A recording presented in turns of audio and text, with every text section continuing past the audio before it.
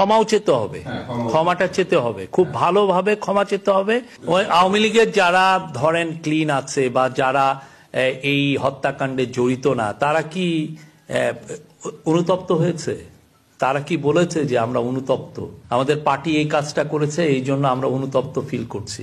Press সচিব কেন আওয়ামী লীগকে ক্ষমা চাইতে বলে? এই যে ডক্টর ইউনূসের প্রেস সচিব শফিকুল আলম কি জানে না মেটাকুলাসলি ডিজাইনটা কার করা?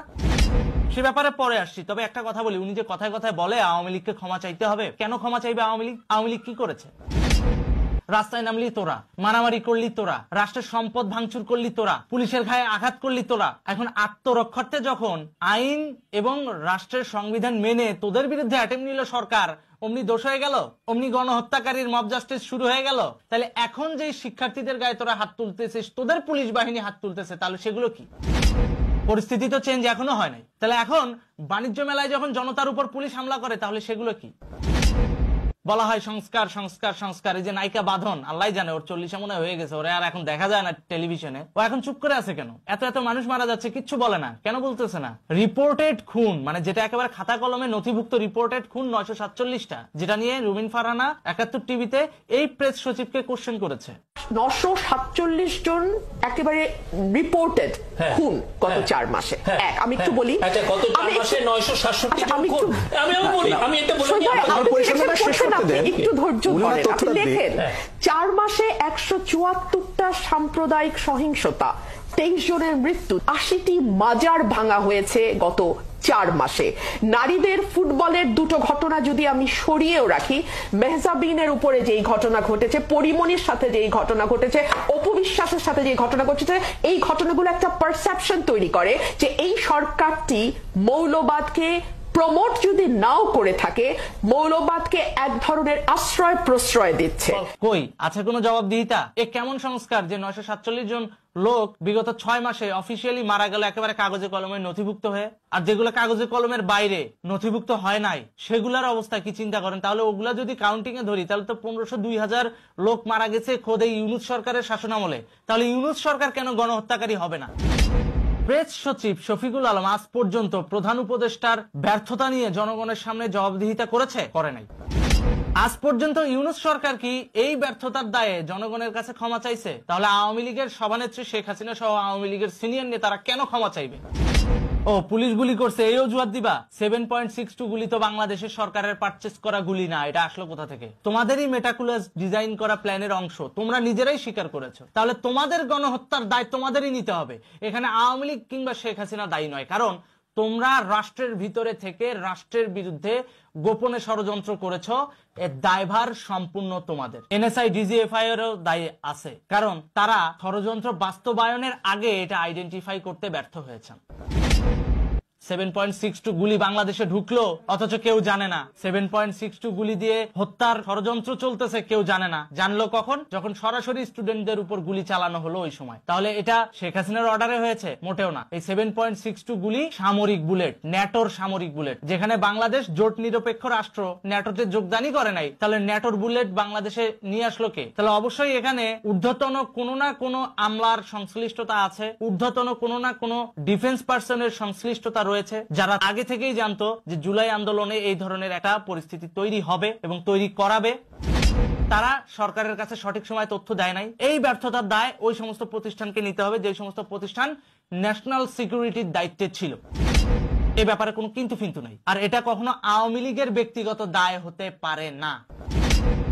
কেন হতে পারে না? কারণ মেটাকুলাসলি ডিজাইনটা তো আওয়ামী লীগ করে নাই, করছে ডক্টর ইউনূস, করছে এনজিওবাদের এই দোসরেরা, করছে সিআইএ এর এই এজেন্টরা। তাহলে এই দায় কার? ওদের? জামাতের দায়? জঙ্গিবাদ এই গ্রুপের দায়? হিজবুত তাহরির দায়, যারা কিনা পরবর্তীতে ক্ষমতায় আসীন হয়ে এই সেম কর্মকাণ্ডগুলোই বাস্তবায়ন করেছে অফিসিয়ালি। মুক্তিযুদ্ধকে মুছে দিয়ে তাদের এজেন্ডা বাস্তবায়নে যখন কাজ করা শুরু হয়, তাহলে এটা তো বোঝাই যায় যে শুধুমাত্র রাষ্ট্র ক্ষমতাকে জিম্মি করার জন্য মেটাকুলাসলি এই ডিজাইনটা করেছে ডক্টর ইউনূস। তাহলে ক্ষমা চাইলে ডক্টর ইউনূস চাইবে। এই যে ডক্টর ইউনূসের প্রেস সচিব শফিকুল আলম কি জানে না মেটাকুলাসলি ডিজাইনটা কার করা? নিজেদের ব্যর্থতার দায় আগে স্বীকার করেন। শুধু শুধু আওয়ামী লীগ আর শেখ হাসিনার দোষ দিয়ে লাভ নেই। দোষ তো আপনাদের। বিচারের মুখোমুখি দাঁড় করাইলে আপনাদের দাঁড় করাইতে হবে, জবাবদিহিতা নিলে আপনাদের নিতে হবে। বৈষম্য বিরোধী ছাত্র আন্দোলন খুব মাথাচাড়া দিয়ে উঠেছিল, এখন কিন্তু জনগণের সাপোর্ট ওদের মাথায় নাই। বাইডেন প্রশাসনের টাকায় খুব লাফালাফি করেছিল জুলাই থেকে ডিসেম্বর পর্যন্ত হাসনাত সার্জিস সহ বৈষম্য বিরোধী ছাত্র আন্দোলন এবং গণ অধিকার পরিষদ সহ প্রো পাকিস্তানি অর্থাৎ পাকিস্তান আইডিওলজিতে বিশ্বাস করা কিছু রাজনৈতিক দল। এখন খেয়াল করে দেখেন এদের আশেপাশে মানুষজন নাই। কেন নাই? কারণ ওদের সহায়তা কমে গেছে, ফান্ডিং কমে গেছে, টাকা আসা কমে গেছে। বাহিরের যে দেশ থেকে টাকা নিয়ে তারা রাজনীতি করতো তারা আর এখন টাকা দিচ্ছে না, কারণ ওই দেশে সরকার চেঞ্জ হয়ে গেছে। এখন ট্রাম্প হচ্ছে ক্ষমতায়। বিগত দিনে এদের প্রত্যাশা কি ছিল আর অর্জন কি হয়েছে সেটা একটু আপনাদের সামনে তুলে ধরি। ওরা এখন চিন্তায় আছে, কারণ কিছুই তো হলো না। রাষ্ট্রপতির পদত্যাগ হলো না, সেনাপ্রধানের পদত্যাগ হলো না, জাতীয় সঙ্গীত পরিবর্তন হলো না, ৭২-এর সংবিধান চেঞ্জ হলো না, ২৬,০০০ ভারতীয় আজ পর্যন্ত দেখা দিল না, ফারাক্কার সামনে আরেকটা বাঁধ নির্মাণ করার স্বপ্নও পূরণ হলো না। ওই যে টাকলু, যে নাতালিয়া না কি জানি একটা ইউটিউবার আছে না, ওই টাকলু না ইঞ্জিনিয়ার আনতে দিতে চাইছিল, সেও আর দিল না। তো ফারাক্কা বাঁধ নির্মাণ হলো না, লাল স্বাধীনতা হলো না, জাতীয় নির্বাচন হলো না, জাতীয় ঐক্যও হলো না। কারণ ঐক্য হবে কেমনে? আওয়ামী লীগের মতো একটা পারসেপশন কে বাদ দিয়ে, বিএনপির মতো একটা জাতীয়তাবাদ অনুসারী পারসেপশন কে বাদ দিয়ে শুধু সাম্প্রদায়িক গোষ্ঠীকে নিয়ে ঐক্য করবেন, সে ঐক্য হবে কোত্থেকে? বাংলাদেশে প্রত্যেকটা শ্রেণীর মানুষ তো রয়েছে নাকি? এই মানুষগুলোকে বাদ দিয়ে ডিভাইড অ্যান্ড রুলস পলিসি করে শুধুমাত্র ইসলামিক কিছু গোষ্ঠীর নামধারী যারা ভণ্ড, যারা বাংলাদেশে ইসলাম নিয়ে আসলো, তাদের অনুসারীদেরকেই পেটায়, তাদের পক্ষে মানুষ যাবে কিভাবে?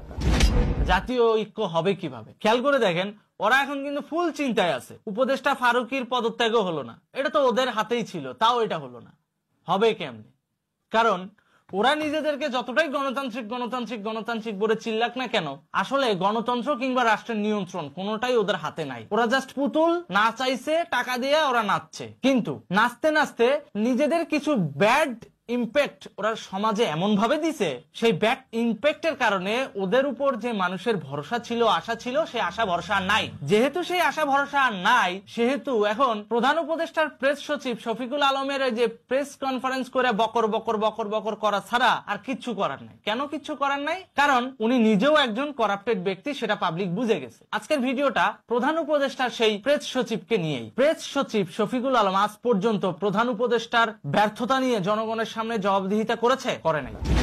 অথচ তারা নিজেদেরকে সাধু বলে ঠিকই জাহির করতেছে ৭১ টিভির টক শোতে। আজ পর্যন্ত কোন জিনিসের দাম কমছে বাড়া ছাড়া? ৬ মাস আগেও যে গ্যাস সিলিন্ডার ছিল ১২০০ টাকা, সেটা এখন ১৬০০ টাকা। ৬ মাস আগেও যে তেলের বোতল ছিল ৫ লিটারি সয়াবিন তেল, যেটা ছিল ৭৮০ টাকা, সেটা এখন ১০০০ টাকা। সামনে রমজান আসলে যে কি হবে আল্লাহই ভালো জানে। এই যখন দেশের অবস্থা, ঠিক এই মুহূর্তে যখন সাংবাদিকরা দেশের হাল হাকিকত এবং গণতান্ত্রিক পর্যায়ে জনপ্রতিনিধি নিয়ে আসার জন্য চাপ দিচ্ছে, ঠিক সেই সময় তারা একটা অজুহাত খুঁজে পাইছে। সেটা হচ্ছে কি? আওয়ামী লীগকে ক্ষমা চাইতে হবে, তা না হলে নির্বাচন দেবে না, বা নির্বাচনে আওয়ামী লীগকে আসতে দিবে না। এ বেটা, তোর ক্ষমার আশা বা তোর পারমিশনের আশায় আওয়ামী লীগ বৈশা নাই। আওয়ামী লীগ যে কি করবে সেটা তুই ভাইবাও কুল পাবি না। জাস্ট আওয়ামী লীগের একটাই সমস্যা, সেটা হচ্ছে দীর্ঘদিন তারা তৃণমূল থেকে বঞ্চিত ছিল, বাট ধীরে ধীরে এখন দেশের স্বার্থে তারা ঐক্যবদ্ধ হওয়া শুরু করেছে। আর তোদের যে সমস্ত দালাল আওয়ামী লীগের ভিতরে ছিল হাইব্রিড, সেগুলাকে আইডেন্টিফাই করে ছাঁটাই করতে তো একটু সময় লাগবেই। সেই সময়টাই নিচ্ছে আওয়ামী লীগ। আওয়ামী লীগ আবার উঠে দাঁড়াবে, সে ব্যাপারে পরে আসছি। তবে একটা কথা বলি, উনি যে কথায় কথায় বলে আওয়ামী লীগকে ক্ষমা চাইতে হবে, কেন ক্ষমা চাইবে আওয়ামী লীগ? আওয়ামী লীগ কি করেছে? রাস্তায় নামলি তোরা, মারামারি করলি তোরা, রাষ্ট্রের সম্পদ ভাঙচুর করলি তোরা, পুলিশের গায়ে আঘাত করলি তোরা। এখন আত্মরক্ষার্থে যখন আইন এবং রাষ্ট্রের সংবিধান মেনে তোদের বিরুদ্ধে অ্যাটেম্প নিল সরকার, অমনি দোষ হয়ে গেল, অমনি গণহত্যাকারীর মব জাস্টিস শুরু হয়ে গেল? এতই সহজ? তাহলে এখন যে শিক্ষার্থীদের গায়ে তোরা হাত তুলতেছিস, তোদের পুলিশ বাহিনী হাত তুলতেছে, তাহলে সেগুলো কি? পরিস্থিতি তো চেঞ্জ এখনো হয় নাই। তাহলে এখন বাণিজ্য মেলায় যখন জনতার উপর পুলিশ হামলা করে, তাহলে সেগুলো কি? তো পুলিশকে কি বলবে? পুলিশকে এখানে বলার কিছু নাই। পুলিশ হচ্ছে রাষ্ট্রের প্রতি আনুগত্য থেকে সিচুয়েশন নিজেদের ট্যাকেলে নিয়ে আসতে এবং শৃঙ্খলা বজায় রাখতে যা যা করা দরকার সেটাই পুলিশ করবে, সে যে সরকারি ক্ষমতায় থাকুক। পুলিশের এখানে দোষ দিয়ে লাভ নাই। দোষ এখানে উপর মহলের লোকজনের যদি অভিজ্ঞতা না থাকে, উপর মহলের লোকজনের যদি জনগণের প্রতি লয়াল না থাকে, উপর মহলের লোকজন যদি খাই খাই স্বভাবের হয়, তাহলে দেশের তো এরকম পরিস্থিতি হবেই। পুলিশ বাহিনীর একা দোষ দিয়ে তো লাভ নাই। রাষ্ট্রের অর্গান কিন্তু আরো কয়েকটা আছে, সেই অর্গানগুলোকেও ঠিক করা হোক। নিজেদের ব্যর্থতার দায় আগে স্বীকার করেন। শুধু শুধু আওয়ামী লীগ আর শেখ হাসিনার দোষ দিয়ে লাভ নেই। দোষ তো আপনাদের। বিচারের মুখোমুখি দাঁড় করাইলে আপনাদের দাঁড় করাইতে হবে, জবাবদিহিতা নিলে আপনাদের নিতে হবে, ক্ষমা চাইলে আপনারা চাইবেন। তারপর ক্ষমা করব কিনা এটা মুক্তিযুদ্ধের চেতনা ডিসাইড করবে যে আপনাদের মতো দেশদ্রোহীদেরকে ক্ষমা করা যায় কি যায় না। ধন্যবাদ।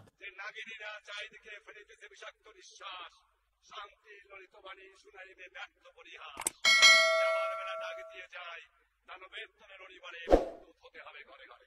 আমার বাঙালি প্রস্তুত আছে।